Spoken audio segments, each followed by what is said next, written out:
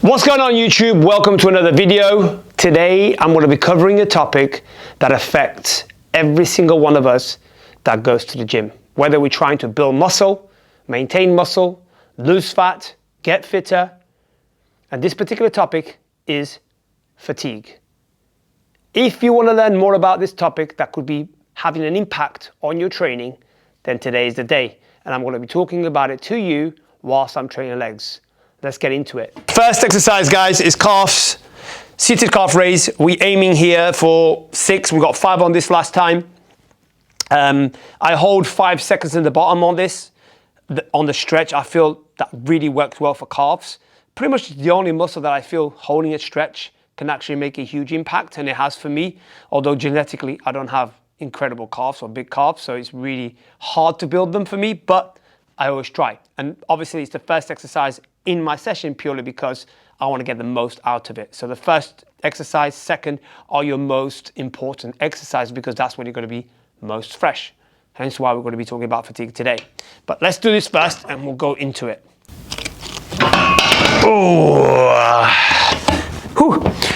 Got 7 on that. Happy with that. You would have seen there that I cut the exercise in between because it's just boring watching someone train calves.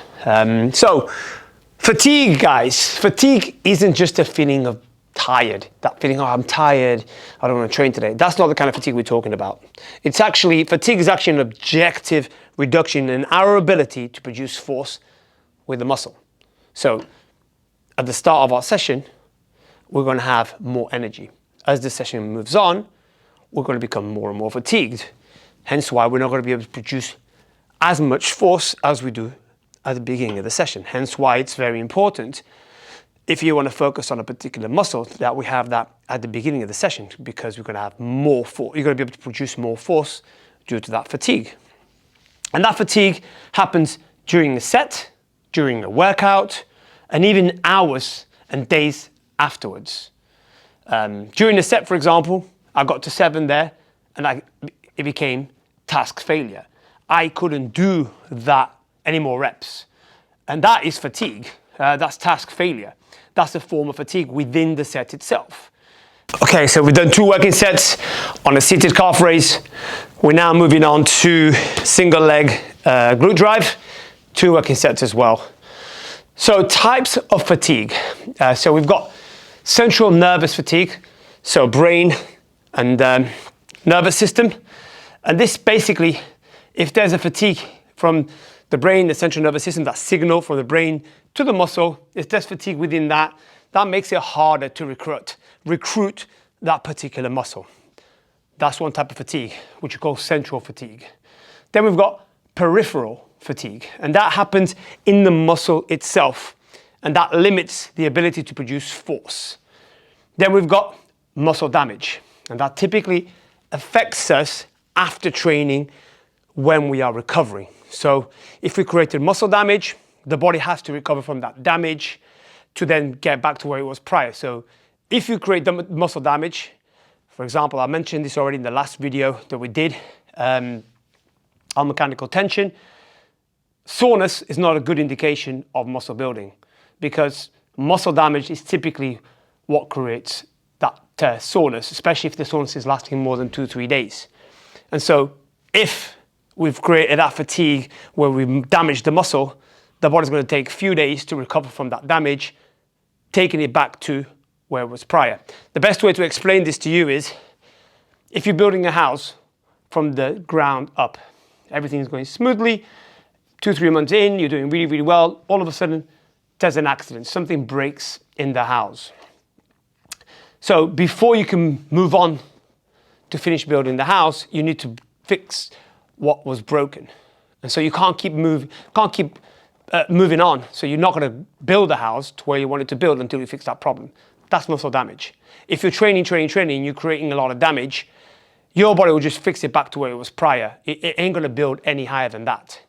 So that's why muscle damage is something that we need to try and avoid as much as possible. So that's the types of fatigue that we have and create.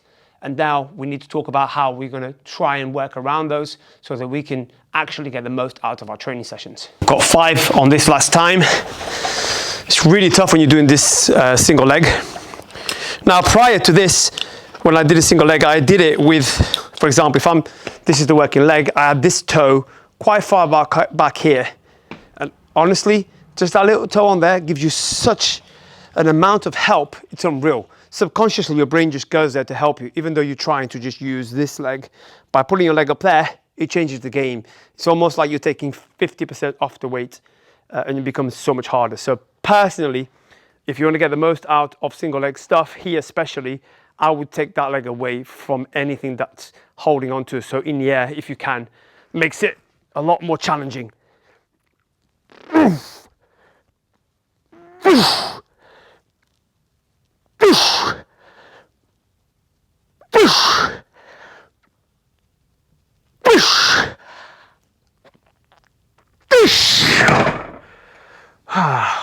Got one more there.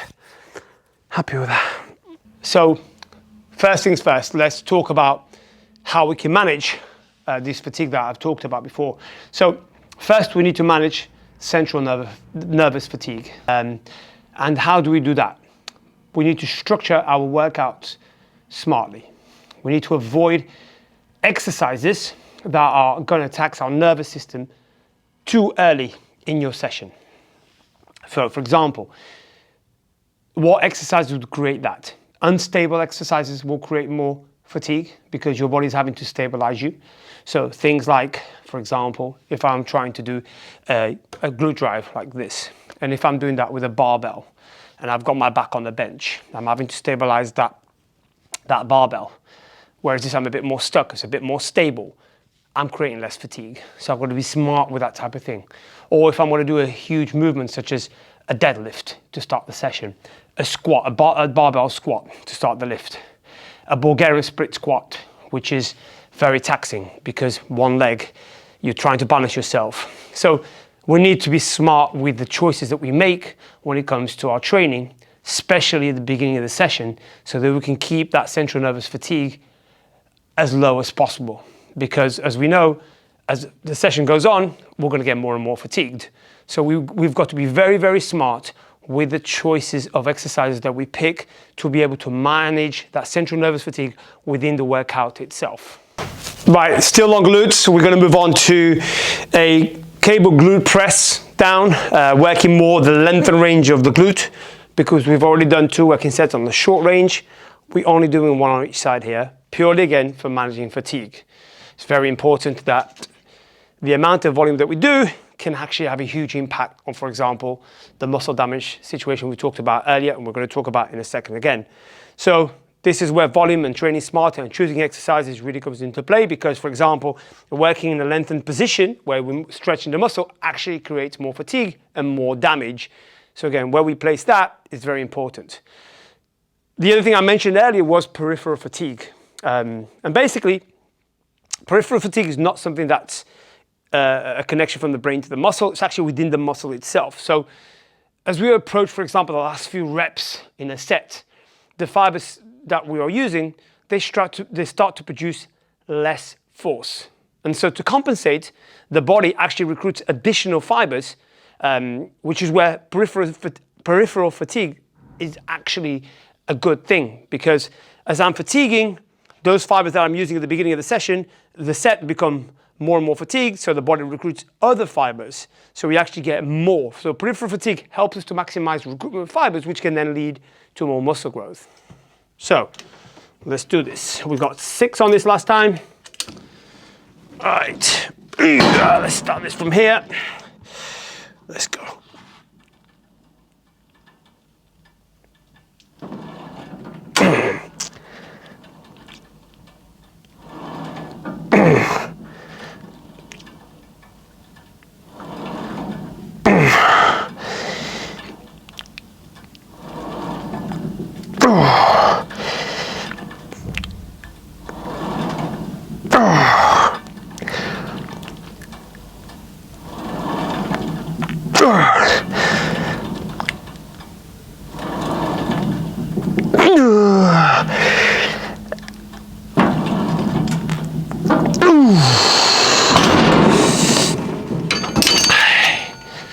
Good 8 on that.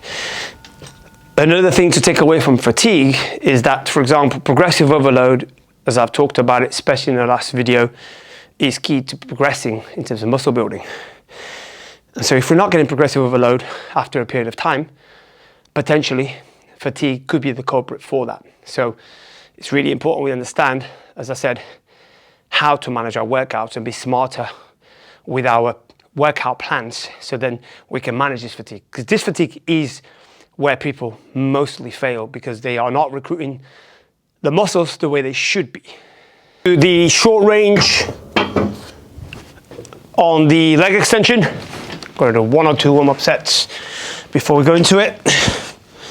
So muscle damage is obviously the next thing that we need to focus on. I've already touched on that, gave you the house building analogy. So really, we need to make sure that we don't create muscle damage in our workout. That is a priority, because that's going to lead to fatigue hours and days after. So if you've still got muscle damage by the next time you come around to train, that's then going to have an impact on that session. So again, volume comes into play. We will be doing a video on volume, how many reps we do, what kind of weight we do. All of that will have an impact on muscle damage, but also the type of exercises that we choose. For example, this exercise for the quads, where I'm working the short range exercises typically are less muscle damaging than length and range exercises. So for example, leg press, where I'm lengthening the quad at the bottom, or a hack squat, that's going to create a lot more damage. So how much we do of that, how much we do of this, will have a huge impact on that muscle damage situation, and how that carries over for the next few days. So again, we have to be smart with how we approach our training so we don't get muscle damage. Do a warm-up on here, and then we'll see where we go from here. Right, we're all set. 1 working set on the leg extension here. We got 7 on this last time. Let's see what we can manage to get today. Ooh. Right, 1, 2, 3.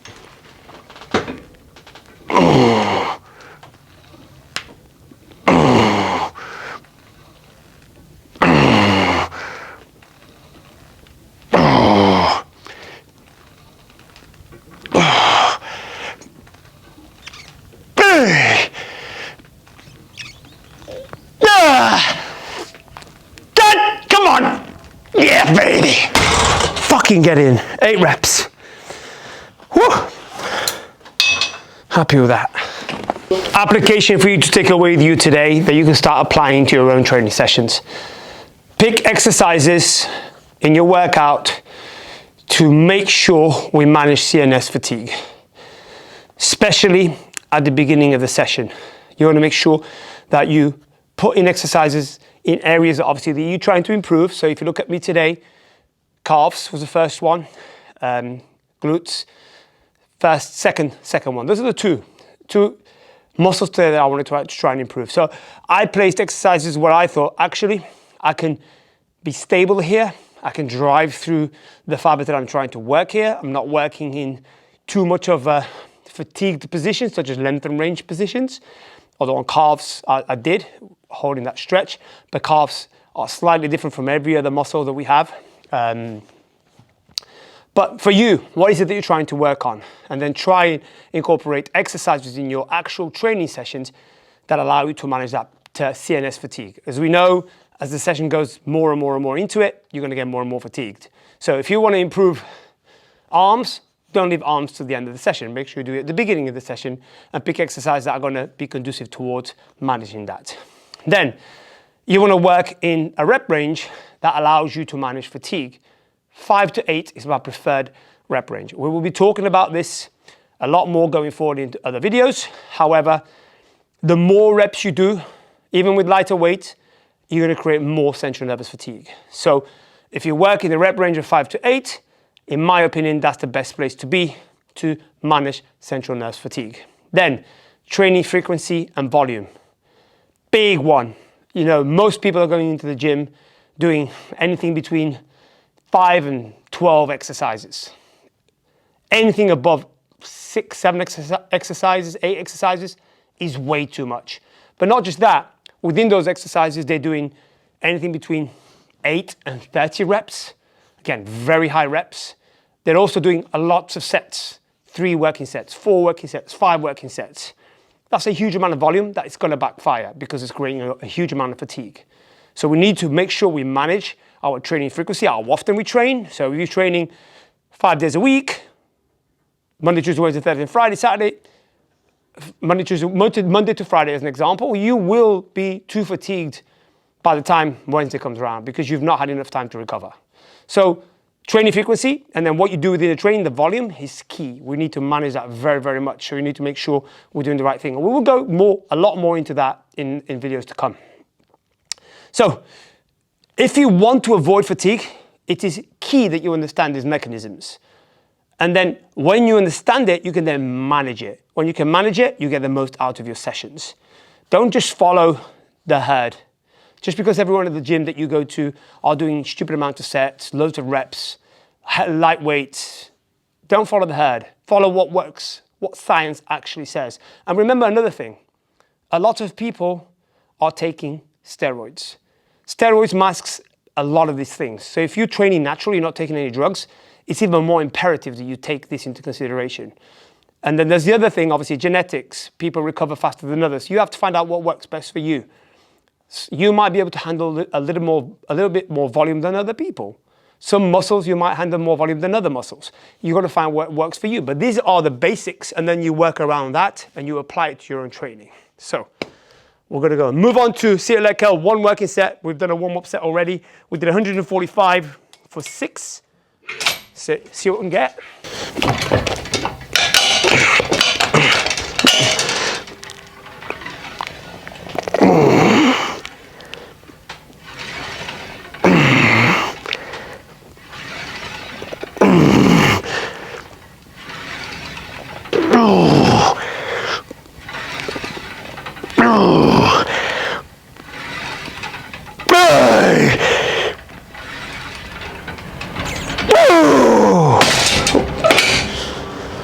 I'm happy with 7 there, 1 more rep.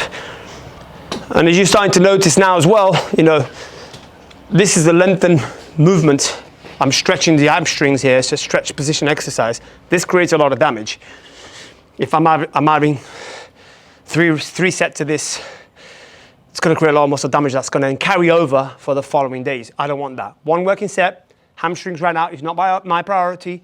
I don't want to do this exercise at the beginning of the session because that would create a lot of fatigue going into the rest of the session. So if, for example, hamstrings are your priority, maybe you would start with this movement at the beginning of your session, knowing that if you get a bit more fatigue towards the end of the session where you're doing stuff for maintenance, it doesn't really matter. You want to get the most out of that first or second exercise because that's your priority, right? So if you're doing things at the beginning of the session that you're not really prioritizing too much, just for the sake of that's what you do, or that's what people are doing in the gym, then you come to this exercise at the end, hamstrings are a weak point, you're doing it at the end, when fatigue is already a problem because you've come into the end of the session, but then you're creating a lot of muscle damage that's going to carry over for the following sessions. Think about that for a second when you plan your next training plan.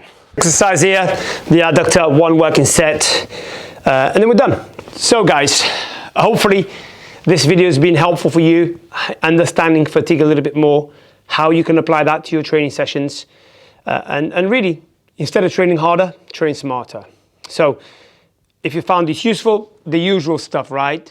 Press like, subscribe, share, comment, let me know if there's anything else you want me to cover. And of course, let's train smarter, let's get stronger, and be smarter together. Okay guys, see you on the next video. Let's smash a PB. All right.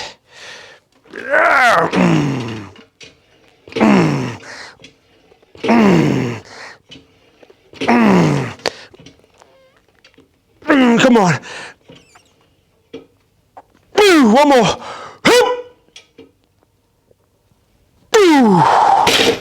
Woo! See you on the next one.